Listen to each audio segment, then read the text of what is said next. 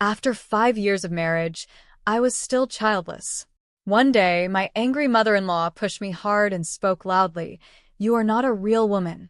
You cannot give birth." She called me a she-male and ordered me to leave the room immediately and sleep on the balcony. I was stunned by her reaction, but sadly, my husband still stood with his mother and supported her. I left the room immediately and planned to take action, but after 1 month. My name is Emma, and I want to share my story. It's a story of love, conflict, and ultimately, the struggle for independence. 5 years ago, I thought I had everything figured out. I was a 32-year-old marketing executive, dedicated to my career and passionate about my work. I married David, who was 36, and we both shared dreams of building a life together. But life took a turn that I never expected. David and I met at a corporate event. He was charming, ambitious, and we quickly fell in love.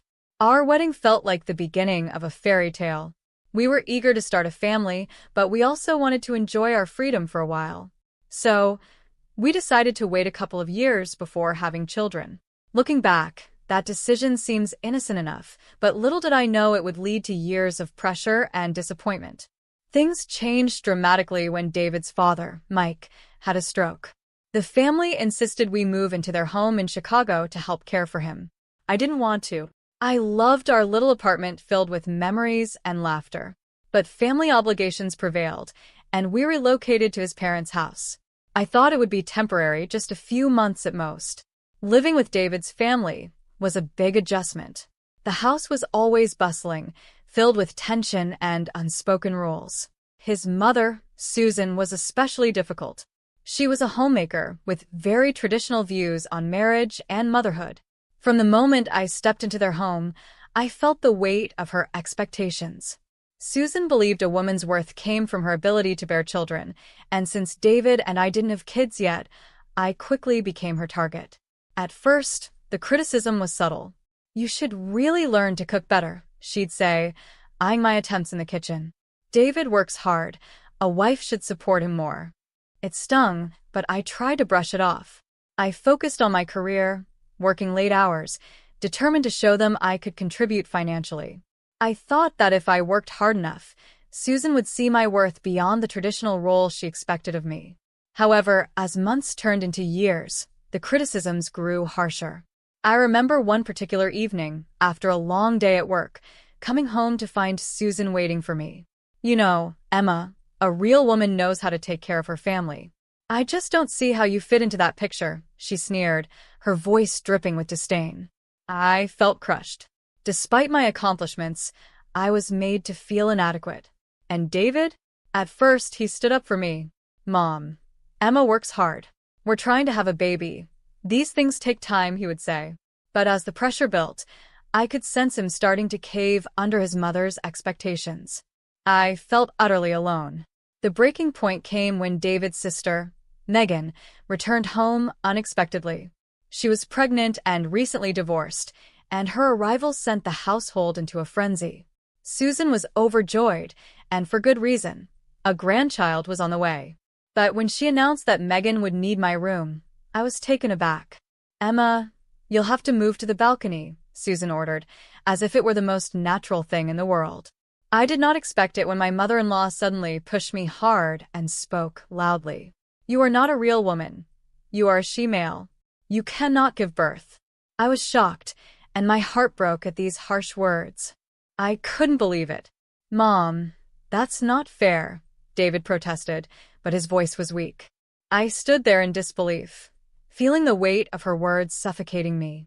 "You're not a real woman if you can't make sacrifices for family," Susan snapped at me, calling me names that cut deeper than I ever thought possible. "David, please," I begged, hoping he would stand by me. But he remained silent, caught between his wife and his mother. In that moment, I felt a rage boiling inside me. How could he let her talk to me like that? I decided right then that enough was enough. I moved to the balcony, but I also decided to take action. I couldn't keep giving my all to a family that didn't appreciate me. So, I stopped all financial support.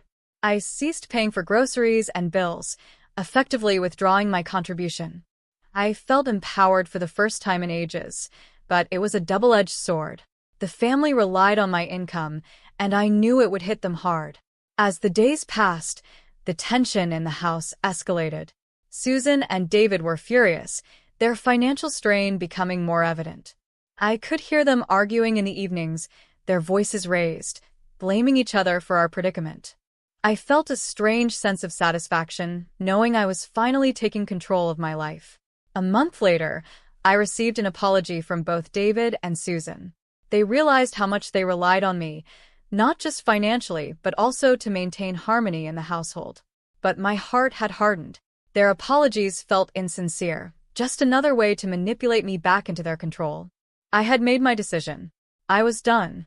The life I had envisioned for myself, one filled with love and mutual respect, was slipping away. I planned to file for divorce, packed my belongings, and began planning my escape to New York. I left behind a life that had become a cage, ready to reclaim my independence. Moving to New York was both terrifying and liberating. As I settled into my new apartment, a small but cozy space in a lively neighborhood, I felt a mix of excitement and anxiety. The city buzzed around me, people hustling, cars honking, life pulsing with energy. It was a stark contrast to the suffocating silence of David's family home, and for the first time in years, I could breathe. I quickly threw myself into my work at a new marketing firm. It felt invigorating to be surrounded by ambitious colleagues who shared my passion. I took on challenging projects, reigniting my creative spark and reminding myself of what I was capable of. Each success felt like a personal victory, a testament to my independence and resilience. However, despite my newfound freedom, memories of my past haunted me. I missed the idea of family, the love I once thought I had with David. I often found myself reflecting on the emotional scars left by my time with Susan. I spent sleepless nights wrestling with doubt. Had I made the right choice? The weight of those years lingered in my heart, a reminder of the struggles I had endured. One evening, as I was working late on a campaign, my phone buzzed. It was a message from David. "Can we talk? I miss you." My heart sank. I hadn't heard from him since I left. A mix of anger and longing flooded my mind. Part of me wanted to respond, to hear him out, but another part screamed to keep moving forward. After some deliberation, I agreed to meet him at a coffee shop in my neighborhood. When I walked in, I spotted him sitting in a corner, looking both relieved and anxious. His face brightened when he saw me, but I could sense the tension between us. "Emma," he said, standing up as I approached. "I'm really glad you came." He sounded sincere, yet uncertain. "Hi, David," I replied, forcing a smile. We sat down, the atmosphere thick with unspoken words. "I've missed you," he finally said, his gaze dropping to the table. "Things have been really hard at home. Mom keeps asking about you." My stomach tightened. "And what about you? How are you handling it?" "Honestly, it's tough. Mom is struggling, and she keeps trying to get me to convince you to come back." "She thinks you're the problem," he admitted, his voice wavering. I couldn't help but laugh bitterly. "Me? I'm the problem? David, you saw how she treated me. I didn't leave for no reason." "I know, but it's complicated. She's my mom. I can't just ignore her," he said, sounding defensive.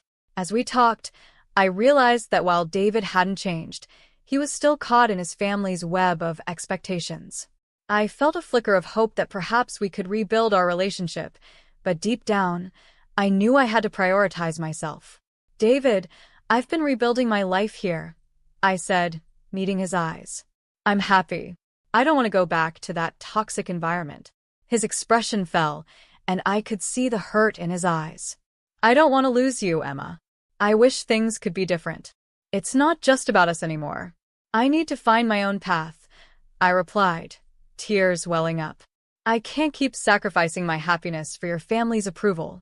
After that meeting, I walked through the city, feeling a mix of relief and sorrow. I had finally asserted my independence, but the pain of leaving David behind lingered. The city felt alive, and I reminded myself that I was finally in control of my destiny. Days turned into weeks, and I immersed myself in my work. I made new friends who inspired me and encouraged my ambitions. I took classes to expand my skills, pushing myself further than I ever thought possible. However, the pressure from David's family never fully vanished. Susan called occasionally, trying to guilt-trip me. "You were part of this family, Emma. You can't just abandon us," she would say, her tone harsh and accusatory. Each call left me drained, but I held firm. "I'm not abandoning anyone, Susan. I'm choosing to live for myself now." I was determined to protect my peace. One day, I received a frantic call from Megan. "Emma, I really need to talk to you." "It's about Mom," she said, her voice trembling. I could hear the desperation and worry in her tone. We met at a cafe near my apartment. She looked exhausted, her eyes red and puffy. "Mom hasn't stopped pressuring me since you left," she confessed. "She keeps telling me I'm the reason you left and that I need to convince you to come back." My heart sank as I listened. "Megan, you can't take that on. It's not your responsibility. You have your own life to live and a baby on the way. You don't need to bear the burden of our family's dysfunction." Tears welled up in her eyes. But she won't stop. "I feel like I'm constantly failing her, and now I'm scared I'll fail my own child too." I reached across the table and held her hand. "You're not failing anyone. You have to put yourself and your baby first. Set boundaries with her. Don't let her guilt you into sacrificing your happiness." Megan nodded, but I could see the fear in her eyes. I knew it wouldn't be easy for her to stand up to Susan, but I hoped my words would help her find the courage to protect herself. A few days later, David reached out, asking if we could meet. I hesitated, unsure if I wanted to reopen old wounds, but I agreed. We met at a park, and I was struck by how tired he looked, like he was carrying the weight of the world on his shoulders. "Emma, I've been thinking a lot about everything," he began. "I realize how much I let my family come between us. I should have stood up for you, but I didn't, and I'm so sorry." His apologies stirred something in me, but I knew it wasn't enough.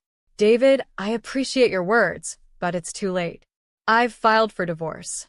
I need to move forward, and that means leaving all of this behind." He looked devastated but nodded slowly. "I understand. I just wish I had done things differently." "I wish things had been different too, but we can't change the past. I have to do what's right for me now," I said firmly. As I walked away from that conversation, I felt a strange sense of closure. I had made my choice, and it was the right one for me.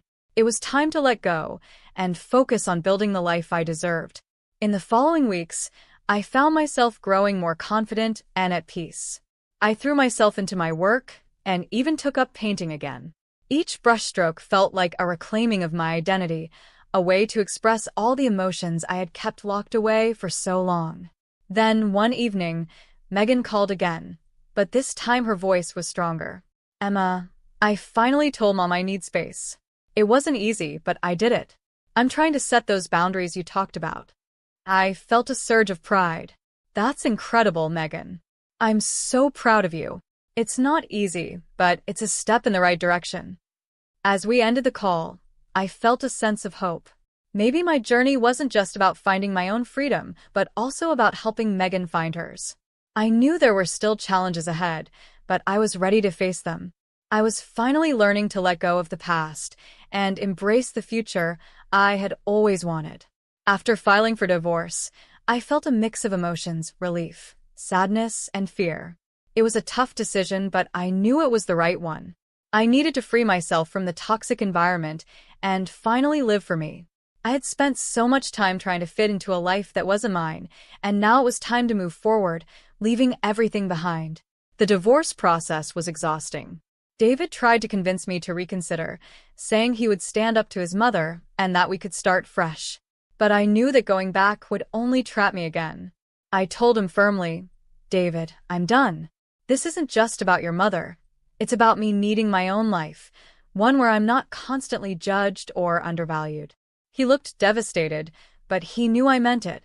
When the papers were signed, I felt a weight lift off my shoulders. I was officially free from a marriage that had drained me emotionally. It wasn't just about ending things with David, but about reclaiming my identity and my voice. Susan, predictably, didn't take the news well. She called me furious, accusing me of tearing the family apart. How could you do this to us? To David? You're selfish, she shouted, her voice full of bitterness. But this time, I didn't let her words affect me. Susan, I'm not responsible for your happiness or your family's. I need to take care of myself now, I said calmly, feeling a strength I hadn't felt before. I hung up, knowing it was the last time I'd allow her to manipulate me. I decided to cut ties with all of them, including Megan. As much as I cared about her, I realized I needed to distance myself completely to heal. I sent her a heartfelt message, explaining that I needed space to move on. It hurt to let go, but I knew it was necessary. In the months that followed, I poured myself into building my new life. I focused on my career, taking on challenging projects that reignited my passion for marketing. I moved into a beautiful new apartment overlooking Central Park, a place that truly felt like mine. I began exploring the city, joining art classes, and making new friends who valued and respected me for who I was. It wasn't always easy. There were days when I felt lonely, wondering if I had made the right choices. But those moments were fleeting. Each time, I reminded myself of the strength it took to walk away from a life that was suffocating me. One day, as I was walking through Central Park, I realized just how far I had come. I had let go of the pain and resentment that had weighed me down for so long. I was no longer the woman who felt trapped and powerless. I was independent, confident, and finally at peace. Looking back, I see that my journey wasn't just about leaving a toxic marriage or an overbearing family. It was about finding myself again, my voice, my strength, my worth. I had to let go of everything that was holding me back to embrace the future I deserved. Now, I wake up every day excited for what's ahead. I've started mentoring young women in my industry, sharing my experiences, and helping them navigate their own paths. It's incredibly fulfilling, knowing that I can use my story to inspire others to stand up for themselves and never settle for less than they deserve. I've learned that true independence isn't just about being alone.